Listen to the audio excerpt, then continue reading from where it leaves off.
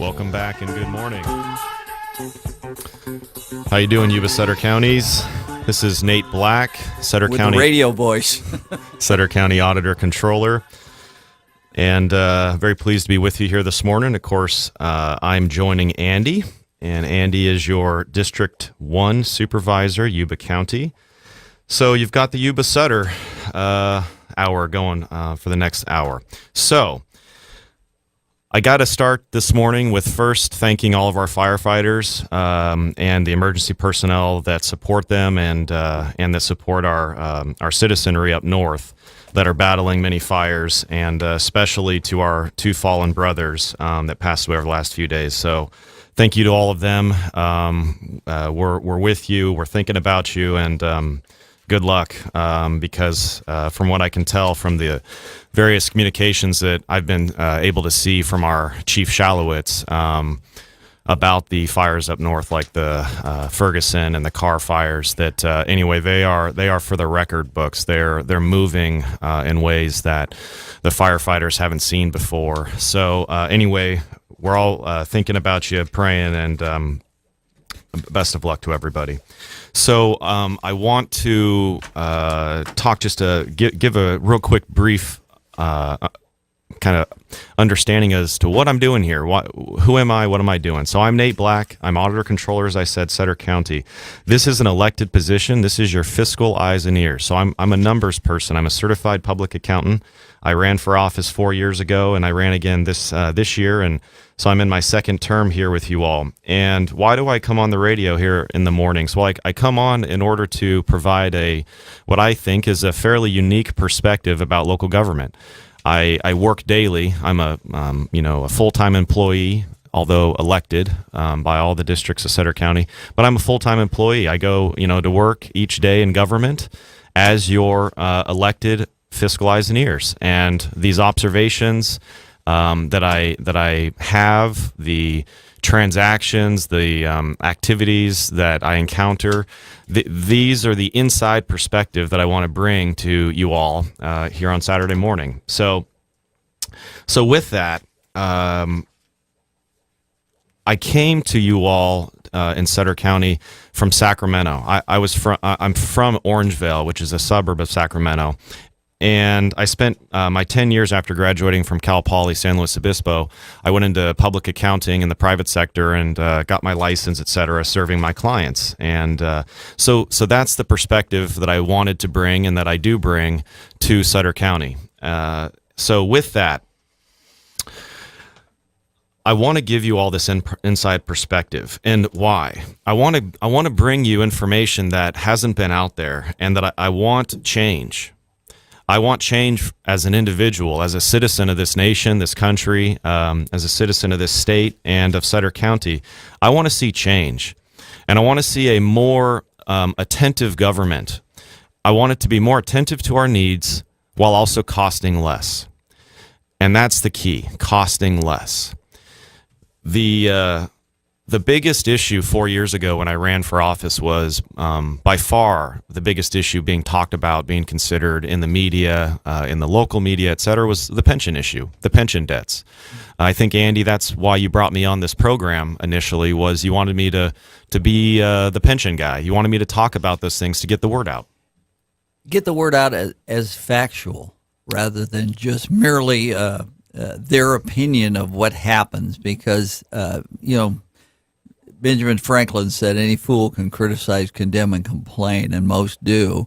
And that's the problem we have, is that they don't have solutions. You have solutions. You have a perspective on what success means. I like it. So, first part, to bring fact, to bring accuracy to the issue. So that's what we're going to spend maybe the next 15 minutes talking about. Let's bring accuracy to these debt issues, to these liabilities, to these huge, call them loans if you would like. People are concerned because they may get their pensions cut. It's happening all over California. There's a fear. Well, that's big. The fear from the individual, say, local government employee, state government employee that is now retired, fear that they're not going to get their pension, fear that their pension will be cut. I share that fear from a Social Security perspective. I don't think Social Security is going to be there when I get to retire. Retiring around 2048, 2050, it's going to be long gone. It'll be 15 years past the year 2034 when Social Security started to begin reducing its beneficiary payments. You may see Trump working to stop that. Well, or extend the date. Let's put it that way. Well, there's a lot of changes that need to be made to Social Security because of the absolutely poorly managed program. It's our government is unfortunately it struggles in managing these programs. You name it, and I think you can pick it apart. So why do we keep giving or putting the power to I guess fund these massive pensions in the hands of the government? To me, it's wrong. I've talked about in the past maybe walking away from that in government. Stop doing defined benefit plans, pensions, and start going towards defined contribution plans.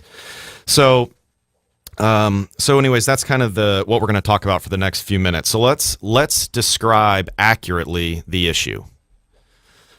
So I put here in my notes, let's talk debts. California state debt.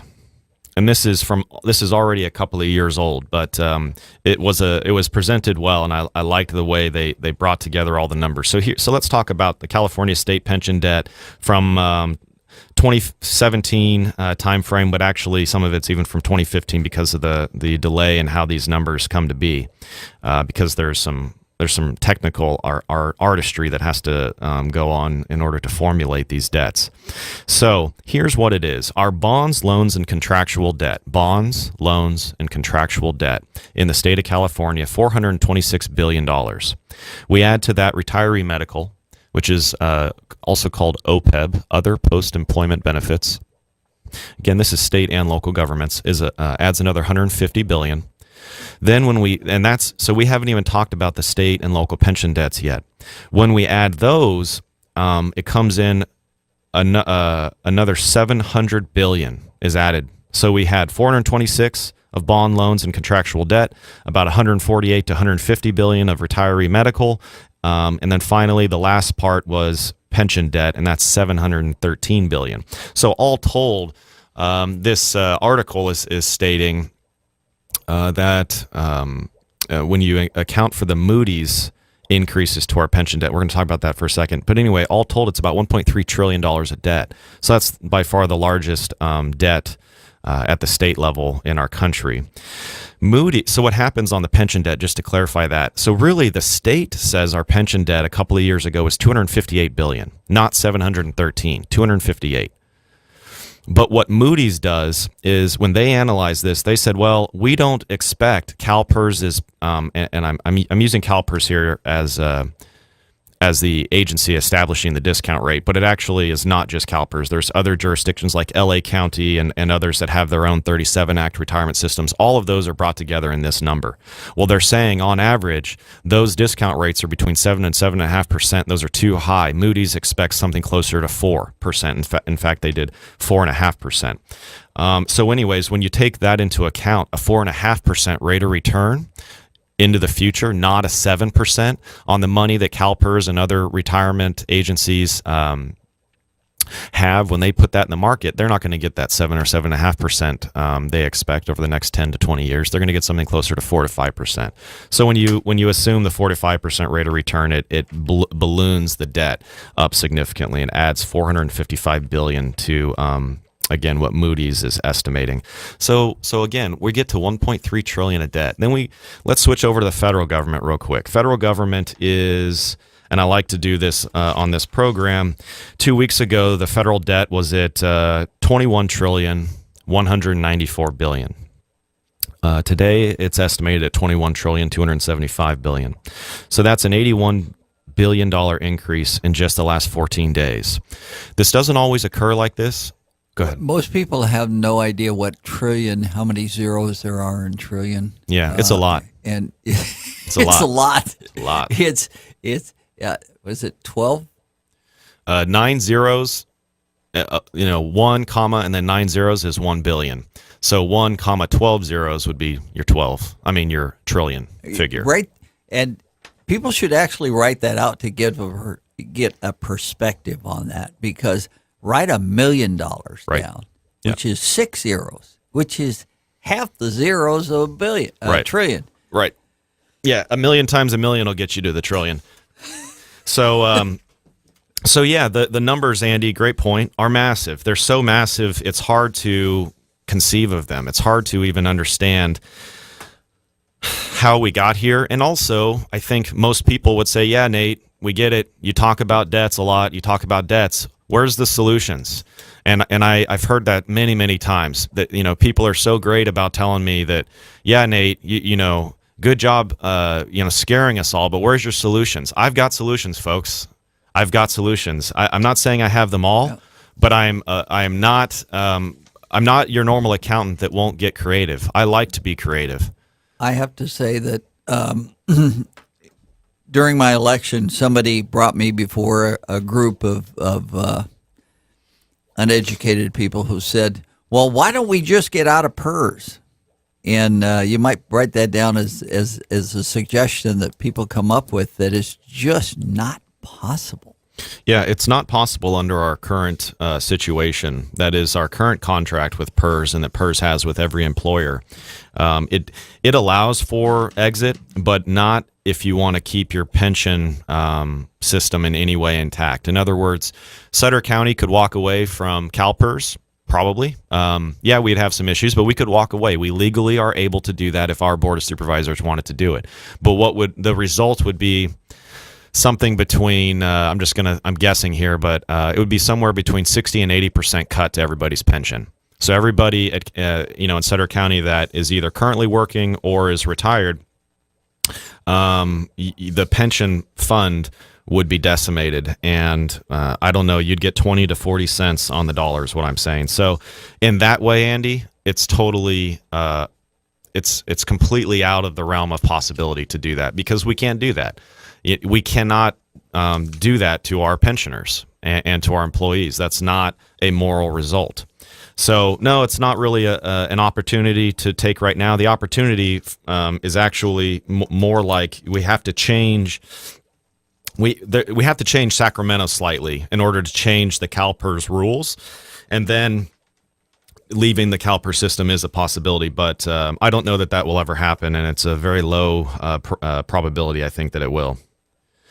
So part of why I wanted to kind of hash why I'm here and where I came from in becoming your auditor controller this morning is because I wanted to say to everybody, I need your help. I need your help getting more engaged in what we're doing at the local level. There is opportunities. We're going to talk about them here in the second half hour, in the second part of the hour. There are opportunities. I think that there are some ways to resolve some of these issues, but we really need to unleash ourselves from history. Meaning we have to stop thinking about the future of local government operations by looking at the past, because the way we've conducted ourselves in terms of how we've delivered services in the past, in a lot of ways, cannot be the way we deliver services in the future. I think that is the fundamental change that needs to take place. And the way that I've succinctly brought that down into just a few words, into a sentence, is efficient operations will resolve our pension debt.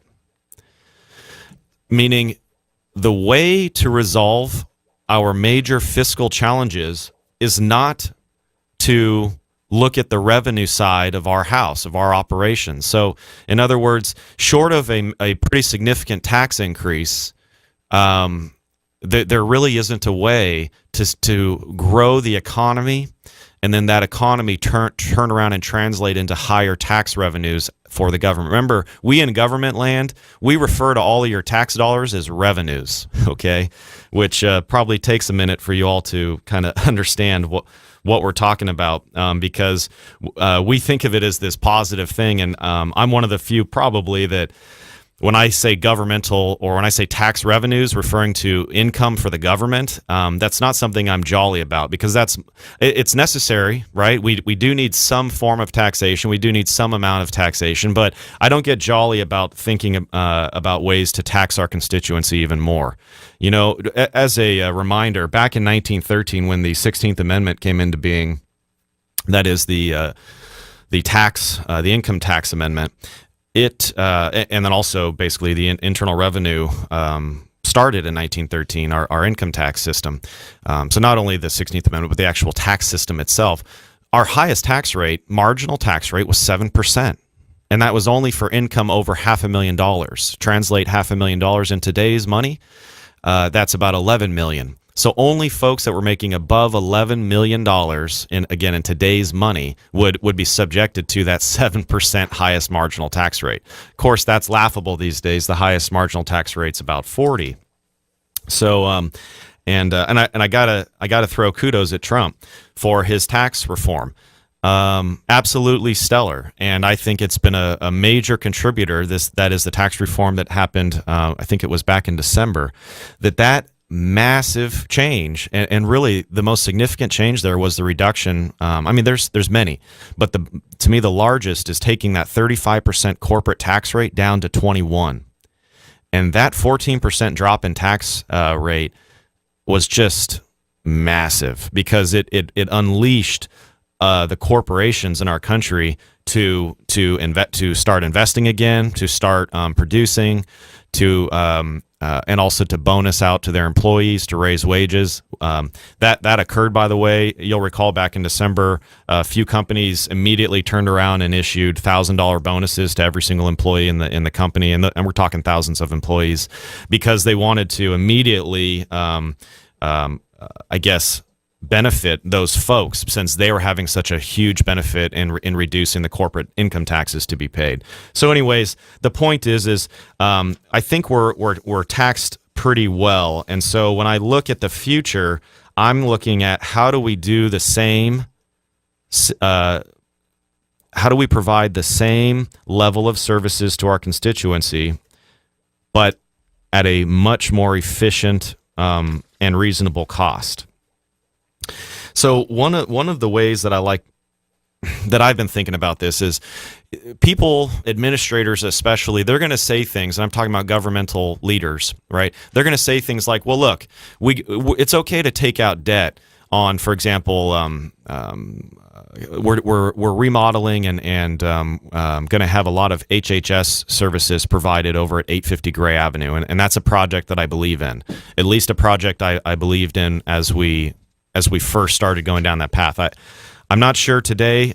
There's been some changes to it that I think those changes are actually going to be stripped back to where we were in the beginning. But suffice it to say that the 850 Gray Avenue project in Sutter County, it's a great project. And so we're going to consolidate all these services down to one building, so the constituency can show up to one building, one parking lot, and they can have a whole array of services provided to them. That's a huge benefit. We also have the efficiencies of all those many buildings that those folks, our employees, used to be in, with having all the administrative support, the many bathrooms, and all of those things. But now we put them all in one building. You can cut down on the personnel, because you can share support better. You have shared restrooms and shared facilities. So anyways, there's a whole lot of benefit to this project. But I wanted to talk briefly about the debt aspect. Did you want to jump in, Andy? No. Okay. So the debt aspect here. One of the things that can be said, again, administrators I think are pretty good at saying this, is look, the debt payments are going to match the benefits or the beneficiaries. So in other words, if we take out debt to do some government construction, that debt is going to be borne by the current and future constituents. Well, the current and future constituents are also the benefactors of what the debt was used for, i.e. this building or this new campus. It's whatever you would like to use as your example. So I would say that thinking is not incorrect, but it's no longer relevant. as relevant as it used to be. Let me ask Sure. a question, though. Earlier in the program, I had Mr. Hansen on, and we have a third of the welfare recipients in California. And the reason being is we make it easy to get benefits. And as long as we're drawing that many people to California for the benefits, how do we slow that down? I'm a firm believer in don't feed the bears. If you don't feed the bears, they learn to forage. And making it too easy is a continuous California problem. But again, that's something we don't have control over. But how can we start addressing that and saying, hey, excuse me, why should we be the top payer of benefits? Yeah, well, I mean, you're exactly right. And Victor Davis Hanson is an amazing thought leader and a great senior fellow at the Hoover Institute. I think the answer is that going back to Milton Friedman, now passed away, he would say that when you have a welfare state, especially such a lucrative welfare state such as it is in California, even relative to other states around us, that you can't have, for example, in the context of what he was speaking of, an open border. The welfare state will draw folks, so you got to have a secure border. So in this case, you're talking within the states, and so California's not going to wall it off, even though maybe some of the folks in Sacramento would like to wall off from the other red states that surround it. But it's going to be, I think, more of just Sacramento ultimately eating all of these benefits. That is that the cost of these benefits are the immoral act here. I have a 35-page booklet from John Flo, updated as 2017, which is the most current we can get. That's going to be handed out at one of the meetings that we have at the Board of Supervisors office, because we have hundreds of thousands of dollars and thousands of man hours devoted to making people's lives better, but then they get kicked in the teeth, and we have an accumulated homeless position. My philosophy is that they have to address the two biggest problems that they have that create the homeless situation, which is drugs and alcohol. And people say, well, that's not nice. We can't do that. Well, excuse me, if you have 80% or plus that have that problem, then maybe you ought to address that problem. And I think that's right. Yeah, that would be the underlying issue, the actual root cause of the homeless issue. I agree wholeheartedly, Andy. Okay, but well, so yeah, I think again from the state perspective, reducing that draw is the answer. Reducing all of these very high paid welfare and social service type benefits that are very costly. See, again, one more thing on Milton Friedman, amazing guy. If you haven't learned or listened to Milton, please YouTube him or Google him. He's an absolutely brilliant man.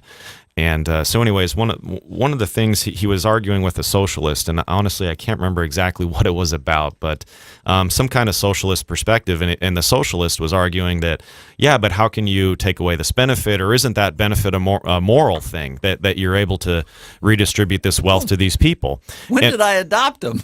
And what Milton said is, wait a second, you're only looking at it in one dimension. You're only looking at the benefit, but you're not looking at the cost of the benefit. At what point do we remember that, we don't live in a vacuum, that all of these benefits are costly? So with that, cost is just kind of a big theme for me. And whether we're talking about operational efficiencies, how decision makers are making these policy decisions, we've got to have a greater handle on the costs. So if back in 1999 at the state level with SB 400, which was what really opened up this waterfall of debt, of pension debt, if we would have, honestly, I hate to say it, but listen to the actuaries and listen to the accountants, the finance people, the people that understand numbers and understand how those numbers grow and trend. And well, if we wouldn't be here. Why listen to? Don't let facts get in the way of a good story. Right. Yeah, we're putting all this water on their interest, and I think we need to take a break. Yeah. Check out the Territorial Dispatch. Papers are weekly and can be obtained free at distribution or by mail through subscriptions. Only locally owned and operated newspaper in the region. The paper is the rest of the story. And also check out the E-Territorial. It's an online version of the Territorial Dispatch which features local news and events for the Yuba Sutter, Colusa, and Nevada County areas. You'll also find daily and breaking news updates, current traffic, and weather information, along with a calendar of local events. Visit the E-Territorial at eterritorial.com.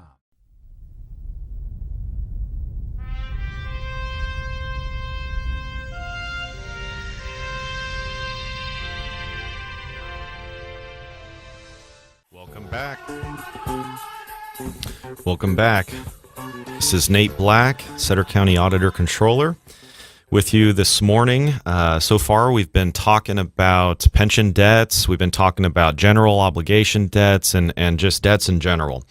So I think most of you folks out there listening, you're tuning into KMYC 1410. I think you have a fairly good understanding of the debts these days.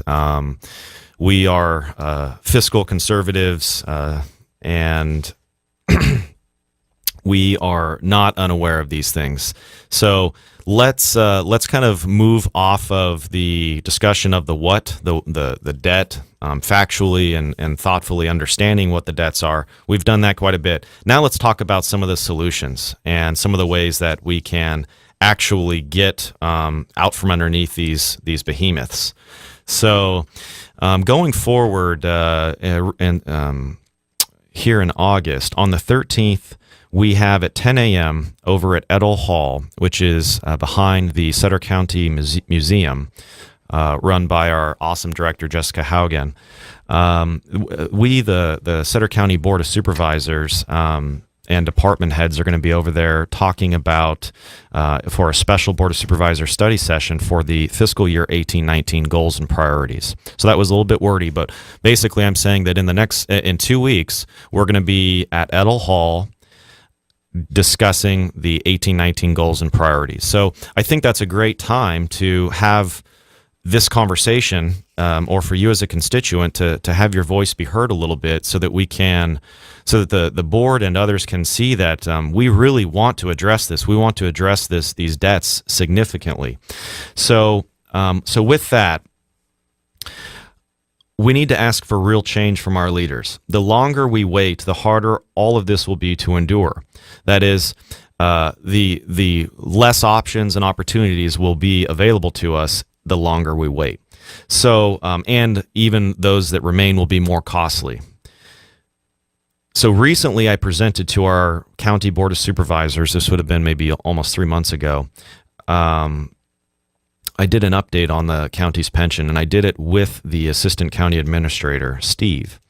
And so part of that presentation, which I've since, by the way, sent out to many other counties that were interested in it, which is great because I want the conversation to continue and to move out of not just Sutter County, of course. This is a state national issue. It's all over the place. Anyway, one of the slides in that showed 2024-2025, the fiscal year 2024.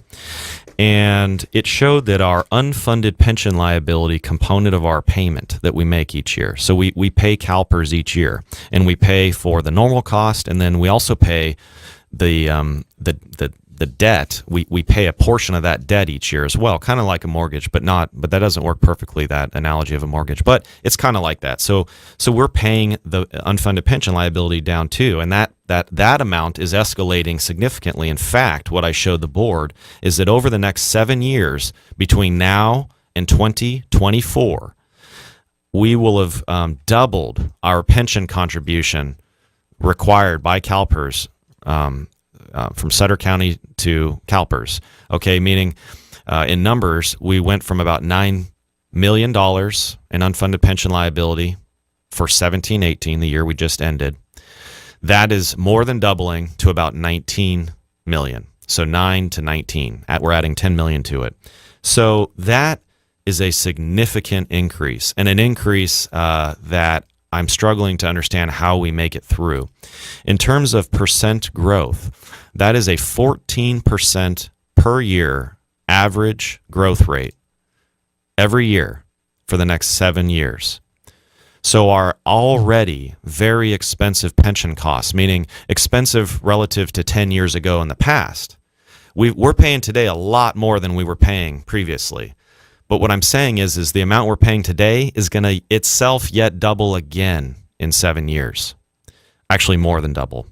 And so this 14% average annual growth in this cost is so significant that I'm starting to get really concerned that under current operational, efficiencies, there's really no way to get through it. And in other words, there's two ways to get through these high cost futures. You either significantly increase taxes borne by the constituency, or you significantly reduce costs, or a mix of both of those. I'm not going to stand here as a fiscal conservative. I'm not going to stand here and say I want to increase taxes, but I will provide you a lot of what I think are remedies to reduce costs. If the board or others would like to do the former, that's up to them. I'm more interested in discussing the latter. So where are some of these cost reductions? Where are the potentials here? Everywhere. Not in every single department. I can't say that, but I can tell you that they're everywhere. Just within my expertise, I'm the accountant for the county. I'm the CPA, if you will. And so for me, a huge, and I said low-hanging fruit, and then Lou a few weeks ago, he brought that up saying, well, Nate talked about low-hanging fruit operationally. I didn't hear anything, so I want to hear it. Well, I'm going to tell you some of those now. Some of the low-hanging fruit, from my perspective, is within the accounting and finance arena. So I'm going to throw out an example of a private company, and I want you to all think about how this would go. So you create a private company, CEO, board, and you have a product, a bunch of widgets or whatever. And let's say you've got 10 different departments or divisions within that company operating in different states or different locales within the state. Maybe there's a manufacturing division versus a general administrative, accounting and finance, right? So you've got all these different divisions within the company. But now let's say that you have accountants in the manufacturing building, you have accountants over in the sales floor, because there's, these aren't 2 or 3 people shops. This is a significant company. So, for example, Sutter County is 1,000 employee government, right? Yuba County, I think, significantly less than that, but say, 650, 700 employees? What does Yuba County have in total? I think it's 8. 8? Okay. Yeah, which is top peak was 1,300. Oh, wow. Okay, wow. So you have this private company, but the point I'm trying to get across, and I got to be efficient with my time here on the radio, but you have all of these accountants and finance people throughout this organization, and they're placed in all these other departments or divisions. And again, geographically, maybe they're spread out across the state or even the nation. And what you have is, instead of the CFO of the company managing these accountants, you have the CFO managing only the accountants that reside within the general administrative function, where the CEO is basically the central operation of the company. But the CFO has no control or say or authority over all of the accountants and all of the other divisions, the other 9 divisions in this significant and large corporation. So instead of the CFO being in charge, you have the operational managers of all of these divisions in charge of the accountants. And so what you have here is you have, let's say engineers, very intelligent people. You have, let's say attorneys. You have operational managers such as manufacturing, plant people. You have all these different managers. Well, they're in charge of the accounting and finance people within their sections and divisions. And so my point here is that that's an inefficient situation, because those folks, those operational managers, they don't have expertise within accounting. That's not their training. Mm-hmm. At most, let's say that they did get even a master's degree, an MBA or something, but at most, for most managers, even civil engineers, people with high education, very smart people, they do not have more than 1 or 2 classes in accounting ever. and that 1 or 2 classes almost doesn't even wet the whistle. It's not even a primer because you forget all of it. Sure. You lose it after just a couple of years of being away from that 1 or 2 classes. So my point is that's an operational inefficiency, massive, right there, slapping you in the face. Mm-hmm. So we have folks, these other department heads, my colleagues, who I'm friends with, a whole lot of them. So this is in no way a knock, okay? Not at all. Just like I'm not asking to be in charge of deputies, cops, law enforcement officers. That's not my experience. I wouldn't know the first thing about managing them. Likewise, I'm saying there isn't a real good situation when you have these folks that aren't trained in accounting trying to manage accountants. So when we talk about low-hanging fruit, that's a huge low-hanging fruit right there. Never go to Colonel Sanders for sushi. No. And so my point is that I believe that I could manage the accounting and finance function of the county a whole lot better than it's currently being managed. I have 13 staff or 12 staff in my office. There's 3 or 4 times more accountants not in my office in the other departments. Well, I'm telling you all that I think I could do a better job of managing those folks as the CPA in the county. It is my experience to know, for example, what a work paper that supports. So, Andy, you get recommendations all the time that come before you as a board member. What I'm saying is that folks that are ill-equipped to convey to you the financial or fiscal impact of these are conveying it to you. And so if we could reorganize just that portion of our local government underneath a CPA whose experience it is to do accounting professionally in public accounting for clients being paid hundreds of dollars an hour for our work. Mm-hmm. There's something for that. There is a reason why we get paid hundreds of dollars for our work. It's because we have an expertise here. Well, you're talking efficiency in government, and that's an oxymoron, and it always has been. But you're right in that, our ego gets in the way. I listen to some of these supervisors talking, and I'm going, you have never been out in the real world, guy. There's a real problem with that. And when you elect somebody, don't just elect somebody because they say they've been in business. We have a lot of people that have been in business unsuccessfully that shouldn't be allowed to play with matches in charge of our government area.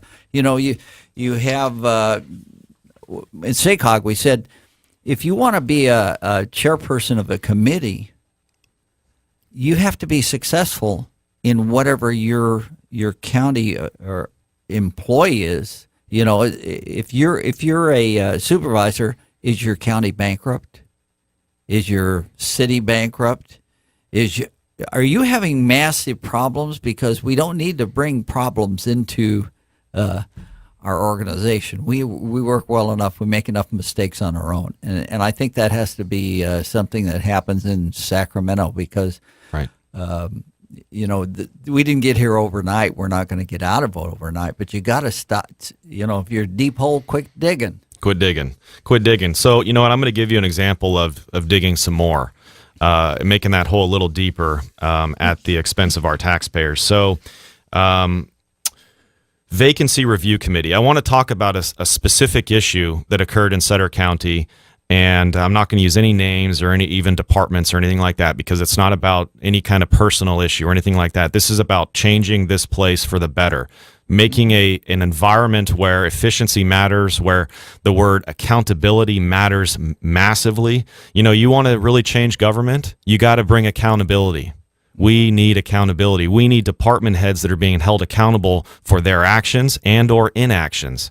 So a specific issue that is of great concern to me is the trend, and we got to stop the trend towards bankruptcy and disaster. We need to bring that back towards a more positive trend. So again, on a cost-cutting perspective, here's where I'm saying the trend is still continuing in the ballooning cost. So the county administrator, Sutter County, Scott, he wanted to do, and he mentioned it right when he got into the chair a couple of years ago, he wanted to start a vacancy review committee. And he thought that as we're having retirements and things, that we would set up this committee to relook at each retirement or each major change in personnel and see, is there any way that we can hire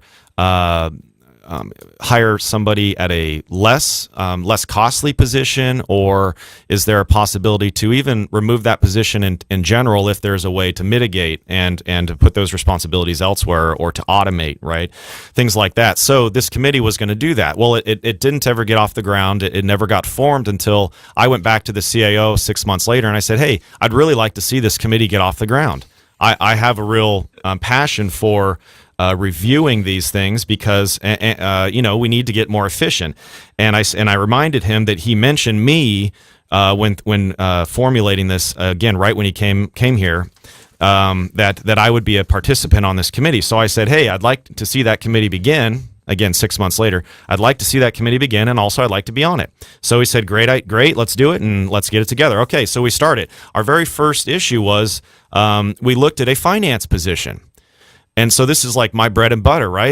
I'm the CPA, I'm the certified public accountant elected by the people to be in this role, to use my experience in that professional environment to weigh this transaction and to help give the best recommendation possible.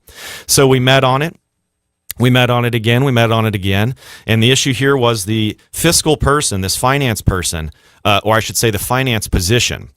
The person that was in it retired. So the director of that department said, hey, we need a higher, more expensive finance person when we rehire. So we're not going to rehire this fiscal manager at this level. We want to really bring it up. And they brought it up so much that it's actually quite a bit higher than my assistant, who is charged with a whole lot of massive accounting responsibilities in Sutter County. So this new potential position was significantly higher than my assistant, with finance responsibilities, and I was on the committee to evaluate whether we were going to recommend this significant increase in the position and obviously the corresponding cost increase for this department. And so I gave my best recommendation. I described how I didn't see the need, how it wasn't a justified increase, how in fact I thought we could do better than even the old position.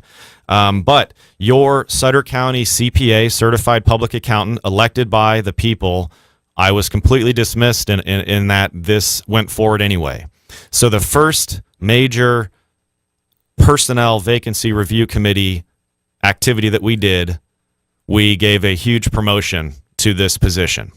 So vacancy review committee, supposed to be the stopgap from cost increases. Where can we cut? We did the opposite. We didn't even stay neutral and say, no, at least keep the position, that fiscal manager, at the same and just try to do better with the next person. Nope. We went ahead and we gave a major promotion to that position and that department head at the 100% disagreement of your elected auditor controller. These are the kinds of examples of governmental policy-making decisions that are not going to bring us anywhere away from bankruptcy. They're drawing us directly towards it. We have to cut and reduce, not increase and spend more. This is actually pretty simple stuff. I don't understand why it nevertheless occurred.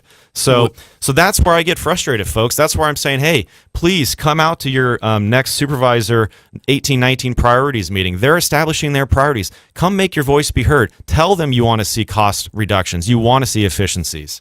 You have to hold the elected officials and the non-elected supervisors responsible. And the only way you can do that is showing up to the meetings and right. voicing your opinion. And looking at the example that you gave, change starts at the top. It doesn't start down at the bottom. That's it starts at the top. You have to decide, well, hey, we want to become this efficient doing it. We're very fortunate in that, honestly, I can trust staff. Honestly, I can trust vendors to find a way to make do with what we've got, because, as I say, the feds can print it, the state can steal it, but the county's got to live within its budget. And I've been fortunate enough to have people that work on training from within. You promote from within. you train those people to have the ethics and the morals and the backbone to work as what's best for the county. And if you can work that way, we've got a board. We may not always agree, but at the end, before we vote, we say what's best for the county. Well, that is a sentiment we share, Andy. And it's to your point of change and change at the top. I would add one word to that, and I would say impactful change. Mm-hmm. So to get impactful change or meaningful change, I 100% agree with you. It has to start at the top because that's what changes the direction of the organization. Leadership. Leadership. So to finish this story, this all actually occurred is my story. I'm giving you an example of where the Vacancy Review Committee was a waste of my time. It was totally for naught. It didn't produce or result in what I thought it was going to be producing and what I was told it was going to be started for in the beginning. Now, here's the worst thing about it all. The CIO's office now says, well, you were right about that. You were right. That maybe that change, that increase in the position, that maybe that wasn't the best idea and maybe we should have listened to you. And by the way, they said the same thing to me a few months ago on the homeless issue from last year. They said, "Oh, well, your concerns last year. It was a tough time. We were in a tough moment, and and blah blah blah." But I totally agree with them now. That is that they didn't have enough fiscal and financial analysis conveyed to the board to make the decision to use Whitaker Hall or to use another building for a homeless shelter. That was my concern. I'm not a policymaker. I don't get to set policy. But my concern is that we, the CAO's office, staff, we did not produce to the board a sufficient fiscal analysis as to what this thing's going to cost. That was my biggest concern. So I'm all good. I'm happy to hear, down the road, oh, well, you were right back there. Remember back there on that thing, you were right. But what I'm starting to become is that I'm dead right. That I'm on the crosswalk and it was my turn to walk across, right, but I just got hit by a car anyway. Well, there's a country song about that. It's called Blowing Smoke. We're just blowing smoke. So please come out on August the 13th and let yourself be heard. I want to say one more super positive. I like to end with positivity, and I really want this place to get better and better. And so let's talk a little bit, Andy. I gave you your official copy here this morning, just as a. It's very interesting reading, but you gotta wanna. People have to want to actually get involved with their future with the government. Okay. And so this document here in front of me is the Sutter County Citizens Report. I'm going to be presenting this to the board in about a week's time, I think a week and a half. And I'm really looking forward to doing that, and looking forward to the board's comments, if any, on this document. And so what it is that it's taking the audit report, some people call it a CAFR, but it's taken this very large, multiple hundreds of pages document describing every little thing about our accounting and finance. 10 o'clock a.m. Sorry, Santos. I'll get back to that in a second. But it takes all of that very detailed, many hundreds of pages, and it puts it into 12 pages. So it's all Sutter County. All of the pictures that we did on this document, they're all Sutter County. Everything is within Sutter County. So why don't you give an idea of what the crop's value is? Sure. Just a big figure. Go ahead. Yeah, well, from the last page, wherein we're highlighting Sutter County agriculture, we partnered this year, the Finance Auditor Controller's Office. We partnered with the Ag Department and the Ag Commissioner, Lisa Herbert, an amazing lady. And so, anyways, on the back you can read, or towards the back you can read about Sutter County agriculture and the 1940 crops compared to 2016. So you can kind of see how the crops. What was the 2016? The 2016 total value was somewhere around $500 million. Gotta watch when you ask an accountant for a specific figure. Well, I had to add a couple of things on the page. That's why it took me a second. Fine. But Anyway, it's a neat document. I'd encourage you to check it out. You can go to suttercounty.org. You can look on the Auditor Controller website, and it's the first or second link document there, 2017 Citizens Report. And there's a nice it's called a flip book where it's all linked, and you can link to our audit report, etc. So anyways, that meeting on August the 13th, it's at 10 a.m. This is the Sutter County Board of Supervisors goals and priorities for the fiscal 18-19 year. And again, folks, the way to resolve our pension issues is to make better, efficient operations. Okay. I'm just convinced of it. More importantly, it's to get involved. Yeah, and folks, get involved. Please show up. Come over and talk with me anytime. I'd be happy to answer any questions or to discuss or strategize. One last thing. I think we have about a minute. So CalPERS earnings just came out 8.6% over the last year, over the last fiscal year. So that did exceed their discount rate. The only mitigator I want to share with you, I talked about this months and months ago, but you got to remember our funded status. So if we're only 70% funded as a whole, both the county but also CalPERS, the plan is a total down in Sacramento. That 70% means is that rate of return that we got, 8.6%, you have to multiply it times 70% to get the true effective cash earnings, meaning our real earnings at CalPERS, when you assume, again, we're 70% funded, is a 6% rate of return, not 8%. Well, because we're not fully invested in the market. That's why we've gotten into what we've done, is because people have not paid attention to that. So that's right. Hey, it's been a pleasure. Eternal vigilance. Thank you all. Have a great weekend.